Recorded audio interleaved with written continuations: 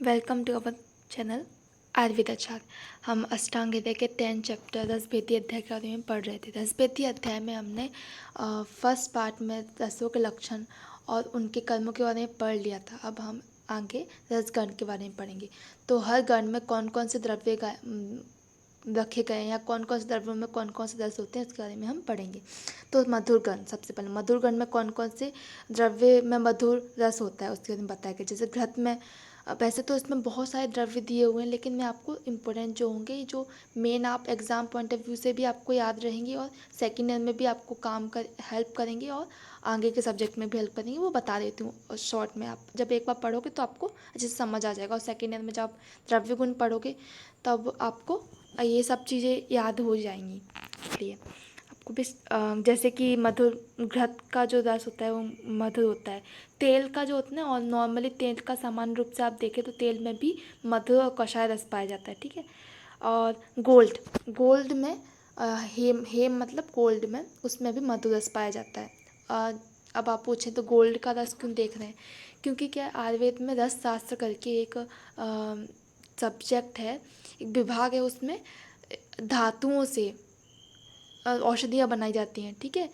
तो इसलिए गोल्ड भी स्वर्ण का भी औषधि में प्रयोग किया जाता है, इसलिए स्वर्ण का भी रस इसमें बताया गया है शिव द्वारा। स्वर्ण का, गुड़ का, अशोक का, जीवंती जीवक गण के जो भी जीवयंती, दिसंबक, ठीक है, वो जीवक जो भी द्रव्य हैं वो उसमें भी मधु रस पाया जाता है अधिकतम में। यहाँ पे मधुलक और मधुक, मधुक की दो दिए हुए हैं। एक मधुक का मतलब होता है महुआ वाला मधुक, और दूसरे मधुक का मतलब ग्लाइसेरिया गैब्रा का मतलब होता है यष्टि मधु, ठीक है। इसमें नीचे ऊ की मात्रा में फ़र्क होता है, बस ये पर्याय हैं। और काफ़ी जो क्षीर होता है, मिल्क में भी मधुर रस होता है। हनी में भी मधुर और कषाय दोनों रस पाए जाते हैं, लेकिन मधुर रस आपको प्रत्यक्ष मतलब प्रधान जो रस होता है मधुर रस होता है। द्राक्षा में भी मधुर रस होते हैं। यहाँ पे कुछ एग्जांपल दिए गए, जैसे घृत, स्वर्ण मतलब गोल्ड, गुड़, केला, कदली मतलब केला, शतावरी, कटहल, यष्टि मधु जो मैंने आपको मधु बताया था ना, मुलेठी यष्टि मधु, उसमें मधु रस होता है। क्षीर में, विदारी कंद में, इक्षु मतलब गन्ने में, मधु में, और द्राक्षा मतलब गन्ने से जो दाग बनाई जाती है ना उसमें भी मधु रस होता है। अम्ल रस, अम्ल रस कौन कौन से द्रव्य में होता है, तो आंवला में, आंवलकी मतलब आंवला में अम्ल रस होता है।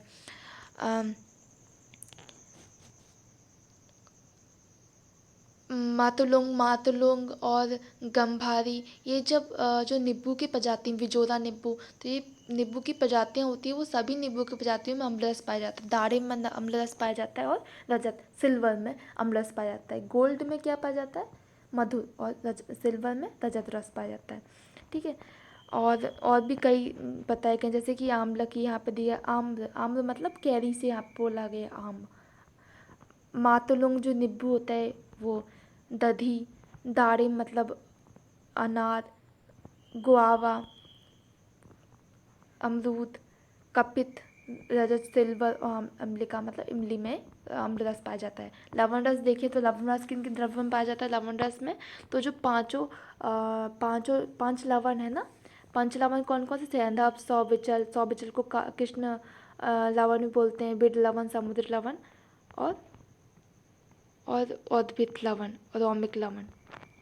यहाँ पे मैंने दिया भी हुआ है। पंच लवण में कौन कौन सी, सैंधव लवण जिसको हम रॉक सॉल्ट या पिंक सॉल्ट भी बोलते हैं, सैंधव सैंधव नमक को, हिमालयन सॉल्ट भी सैंधव नमक को बोला जाता है। सौबिचल या काला नमक, विड नमक, समुद्र लवण और औद्भिद लवण, ठीक है।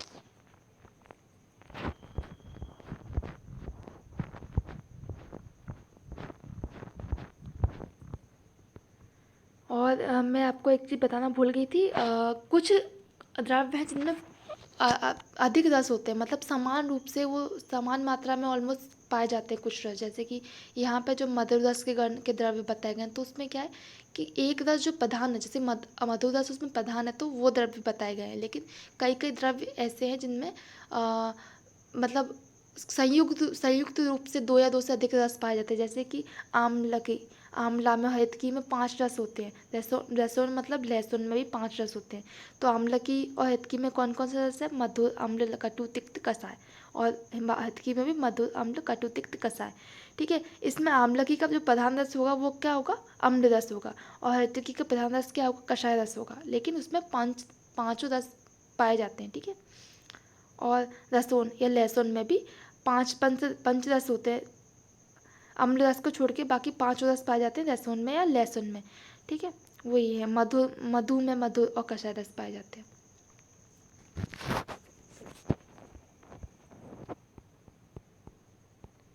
लवण में आपको पता है सैंधव लवण, ये पिंक सॉल्ट, ये थोड़ा पिंकिश कलर का भी हो सकता है।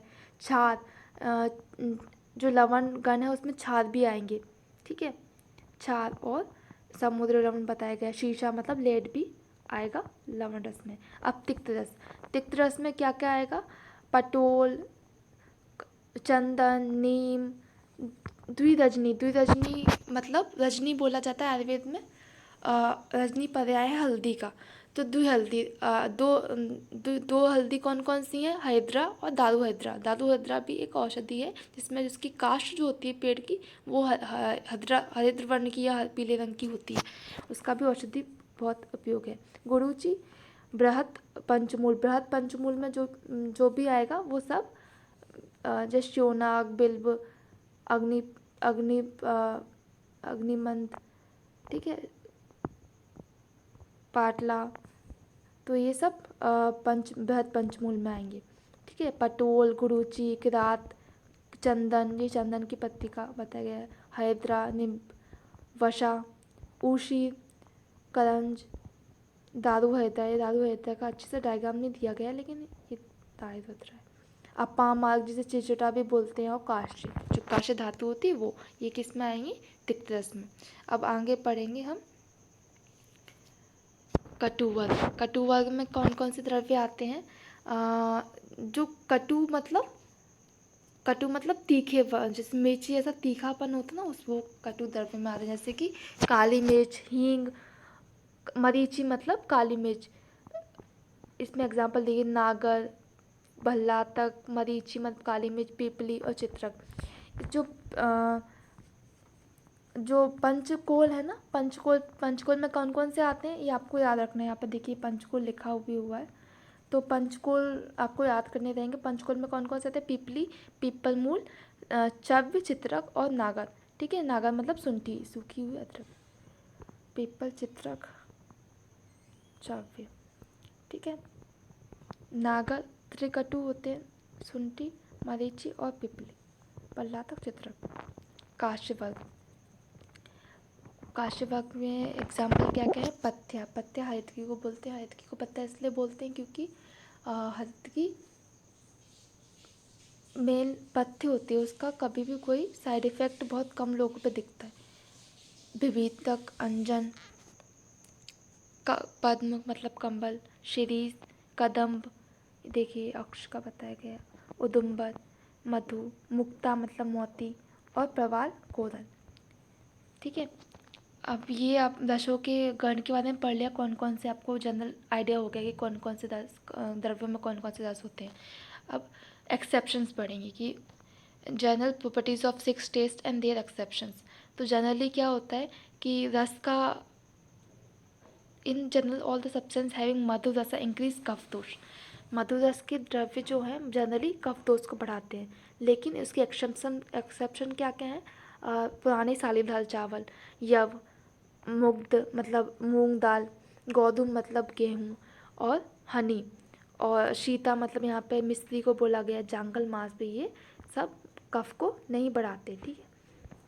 मधुरस होते हुए भी कफ का वर्धन नहीं करते, कफ दोष का।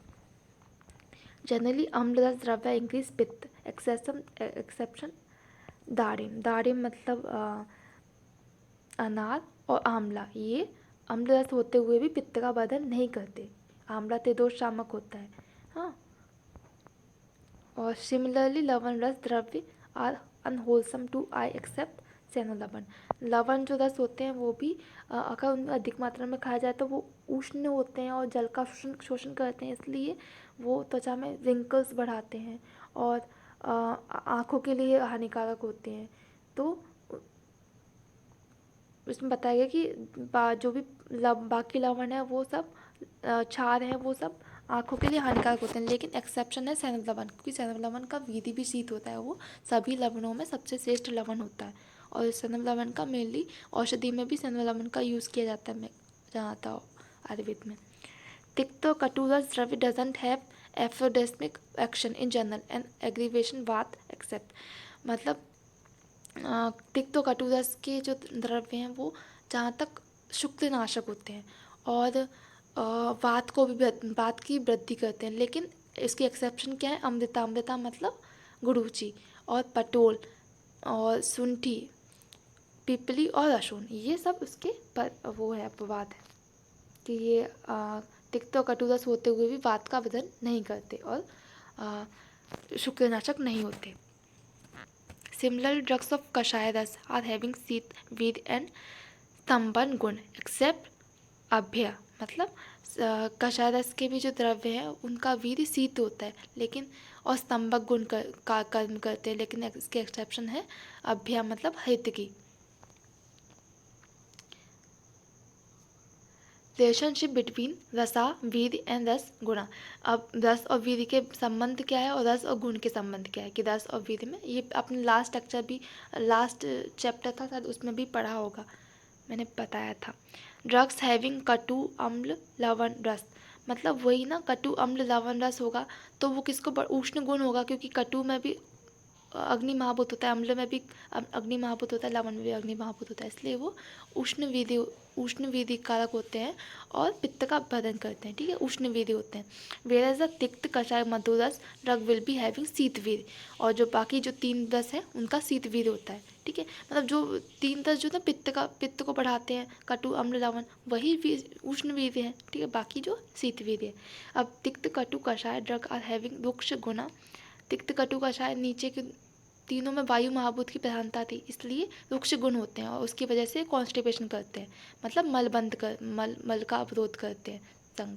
वायल द लवण अम्ल मधुर द्रव्य कंटेन स्निग्ध गुण help in the elimination of the faeces and urine and flatus. ठीक है, तो वो गति को बढ़ाते हैं या गति को नियमित रखते हैं, जबकि तिक्त कटु कषाय रस वायु की अधिकता के कारण कॉन्स्टिपेशन करते हैं, कब्जी करते हैं। डूरिंग हैविंग लवण कषाय एंड मधु रसा कंटेन गुरु गुण and the remaining example amla katu tikta are having lagu gun exceptionally in the successive order।